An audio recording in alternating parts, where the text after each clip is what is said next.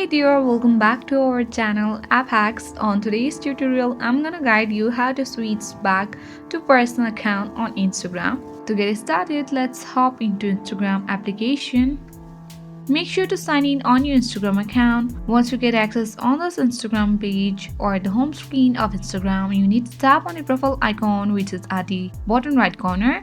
Now on this profile page of your Instagram account, you can see the professional dashboard. That means you have switched your personal account to professional account. So in order to switch back to personal account on Instagram, you need to tap on the trail line icon which is at the upper right corner.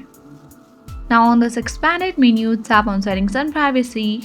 Scroll all the way down and here you can see for professional under that creator tools and controls. Tap on it. And when you scroll all the way down, you can see the option of switch account type. Tap on switch account type.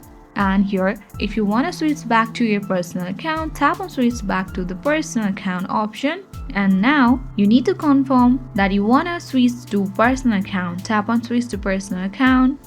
So it has already been switched back to the personal account. So I hope you got the information well. If this video was useful, hit the like button, subscribe and press the notification bell of our channel so to never miss an upcoming video from our channel. Thank you guys.